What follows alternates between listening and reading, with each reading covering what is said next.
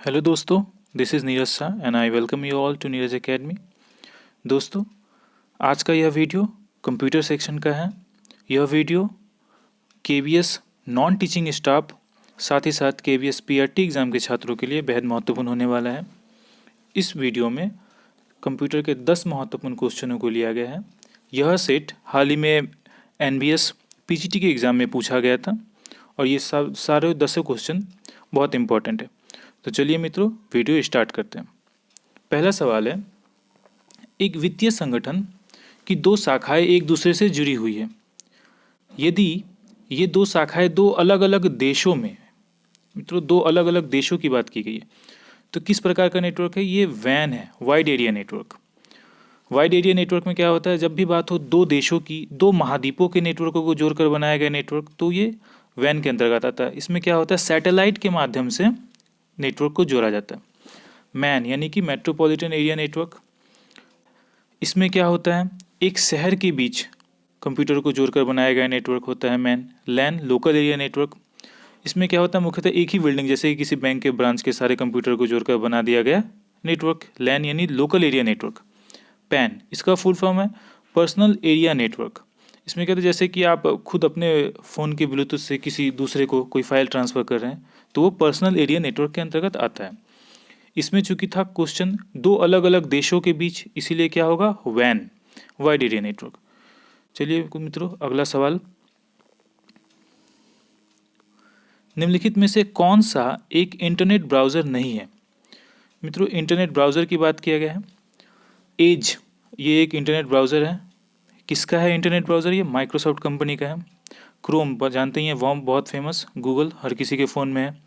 Firefox, ये Mozilla का है इंटरनेट ब्राउज़र। जो इंटरनेट ब्राउज़र नहीं है वह है क्या, एक्रोबेट रीडर। एक्रोबेट रीडर क्या है, ये मेनली पीडीएफ को देखने के लिए, फाइल ट्रांसफ़र के लिए, पढ़ने के लिए पीडीएफ को, वो एक्रोबेट रीडर है। ठीक है, यहाँ पे पूछा था इंटरनेट ब्राउज़र नहीं है, इसलिए आंसर एक्रोबेट रीडर होगा। चलिए मित्रों, अगला सवाल देखते हैं।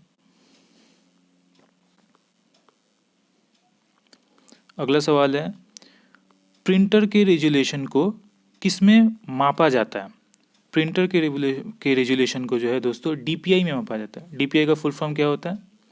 डॉट्स पर इंच। डॉट्स पर इंच लिख लीजिएगा। डीपीआई का फुल फॉर्म डॉट्स पर इंच। प्रिंटर के रेजोल्यूशन को किसमें मापा जाता है? डीपीआई में। फुल फॉर्म डॉट्स पर इंच। अगला सवाल, अटैकर स्वयं को एक प्रतिष्ठित फॉर्म, संगठन, कारोबारी घराना बताते हुए संवेदनशील डेटा जैसे आधार कार्ड संख्या, बैंक खाता संख्या प्राप्त करने का प्रयास में ईमेल के द्वारा, किसके द्वारा? ईमेल के द्वारा ऐसे दुर्भावनापूर्ण वेबसाइट लिंक अथवा अटैचमेंट भेजते हैं जो इस प्रकार के कार्य कर सकते हैं। इसे क्या कहते हैं मित्रों? इसे फिशिंग कहते हैं। जब भी क्वेश्चन में हो ईमेल के द्वारा, तो वो फिशिंग होता है, जिसमें क्या मेनली लिंक या फिर अटैचमेंट भेजा जाता है और आप जैसे उस पर क्लिक करते हैं आपका सारा इन्फॉर्मेशन उनके पास चला जाता है। तो ये क्या कहलाता है? फिशिंग। नेक्स्ट सवाल है, एमएस वर्ड के किस फीचर का प्रयोग किसी चयनित कंटेंट को अंग्रेजी के सभी बड़े अक्षरों अथवा सभी छोटे अक्षरों में करने के लिए किया जाता है? मेनली क्या बात किया जा रहा है, अंग्रेजी किसी चीज़ को टाइप किया गया, आप चाहते हैं कि आप उसके पूरे वर्ड को जो है कैपिटल लेटर में बदल दें या फिर स्मॉल लेटर में सबको स्मॉल में बदल दें। इसके लिए क्या किया जाता है? Change case. Option 2, change case. अगला सवाल है, एक ब्राउज़र पर काम करते समय लॉगिन की सूचना वाला थोड़ा सा टेक्स्ट क्या कहलाता है? तो लॉगिन की सूचना वाला, साइड में जो 3 अक्षर होता है उसमें आप जाते हैं किसी ब्राउज़र पर काम करते हैं तो उसको कहते हैं कुकीज़। ये क्या होता है, जब भी आप किसी ब्राउज़र पे गए, उस पर कुछ भी सर्च किया, तो वो क्या करता है कि आपके द्वारा इनपुट किए गए चीज़ को वो प्रोसेस करता है और प्रोसेस करके उसी अनुसार आपको रिकमेंडेशन देता है। आप जैसे जैसे उस ब्राउज़र पे जो भी सर्च करते हैं वो आपके कुछ इन्फॉर्मेशन को लेता है, संसाधित करता है और उसी अनुसार आपको रिकमेंडेशन देता है। यही कुकीज़ कहलाता है मित्रों। लॉगिन की सूचना वाला थोड़ा सा टेक्स्ट क्या है? कुकीज़। अगला सवाल, माइक्रोसॉफ्ट वर्ड उदाहरण है। Microsoft word. तो माइक्रोसॉफ्ट वर्ड जो है 40 नंबर, जी हाँ, माइक्रोसॉफ्ट वर्ड क्या है? तो ऑपरेटिंग सिस्टम, जी नहीं, ऑपरेटिंग सिस्टम क्या है? ऑपरेटिंग सिस्टम क्या होता है? सबसे पहली बात तो ये सॉफ्टवेयर होता है जो कंप्यूटर के हार्डवेयर और सॉफ्टवेयर दोनों को जोड़ता है। जैसे क्या? जैसे विंडोज़ हो गया, आपके मोबाइल का एंड्रॉयड हो गया। प्रोग्रामिंग लैंग्वेज ये भी नहीं है, जैसे कि प्रोग्रामिंग लैंग्वेज क्या हो जाता है? C++, जावा, ये सब प्रोग्रामिंग लैंग्वेज है। यूटिलिटी सिस्टम, इसमें क्या होता है? कंप्यूटर के सॉफ्टवेयर को सुरक्षित करने के लिए, प्रोटेक्ट करने के लिए, जैसे कि वायरस से वो एंटी वायरस सिस्टम जो बनता है वो यूटिलिटी सॉफ्टवेयर सिस्टम के अंतर्गत आता है। चौथा ये है ऑप्शन है एप्लीकेशन सॉफ्टवेयर। मित्रों माइक्रोसॉफ्ट वर्ड क्या है? एक एप्लीकेशन सॉफ्टवेयर है। ठीक है, यही सही है इसका, माइक्रोसॉफ्ट वर्ड एक एप्लीकेशन सॉफ्टवेयर है। अगला सवाल देखते हैं 37 नंबर। MS वर्ड, MS एक्सेल अथवा MS पावर पॉइंट पर काम करते समय आपके पिछले एडिटिंग एक्शन को पलटने के लिए कौन सा कीबोर्ड शॉर्टकट सहायता करेगा? देखिए मित्रों सवाल को कितना घुमाया है। बात क्या कर रहा है? एडिटिंग की ही कर रहा है, यानी कि क्या है, यहाँ बात अंडू की ही किया जा रहा है, लेकिन एक भी जगह ये नहीं कहा जा रहा है कि अंडू करना है। यहाँ सवाल को घुमाया गया है बहुत। इसका क्या होगा सही जवाब? Ctrl+Z, जैसा कि आप जानते हैं अंडू का शॉर्टकट की होता है।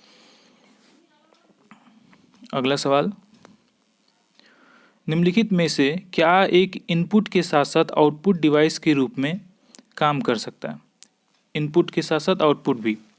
ये मित्रों क्या होता है? इंटरेक्टिव पैनल, जैसे कि आजकल देखते हैं यूट्यूब पे वो वाइट बोर्ड वगैरह होता है, डिजिटल वाइट बोर्ड, वो क्या होता है?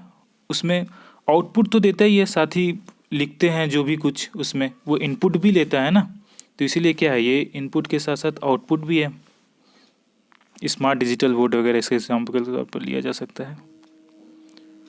अगला सवाल है, सरीन गणित की अध्यापिका है और वह छात्रों के प्राप्तांकों का पूरा रिकॉर्ड रखना चाहती है और प्रत्येक सेमेस्टर के बाद उसका विश्लेषण भी करना चाहती है। इसके लिए उसे किस ऑफिस टूल का प्रयोग करना चाहिए? तो यहाँ मुख्यतः क्या बात है? रिजल्ट बनाने की बात है। आप लोग जानते हैं रिजल्ट किस में बनाया जाता है? MS एक्सेल में। सवालों को बड़ा किया गया है, घुमाया गया है। अगर अंडरस्टैंडिंग है आपका तो ये बिल्कुल आसानी से कर देंगे ये सवाल। यहीं तक है मित्रों, 10 क्वेश्चंस का यह सेट था। 10 ही कंप्यूटर के क्वेश्चन पूछे गए। मुझे पूरा उम्मीद है ये 10 क्वेश्चन आपके आने वाले KBS नॉन टीचिंग एग्ज़ाम और साथ ही साथ PRT एग्ज़ाम के छात्रों के लिए बहुत महत्वपूर्ण होगा। अगर वीडियो पसंद आया हो, एफर्ट पसंद आया हो, तो चैनल को कृपया सब्सक्राइब करें, साथ ही साथ ये अपने दोस्तों के साथ शेयर भी करें। धन्यवाद।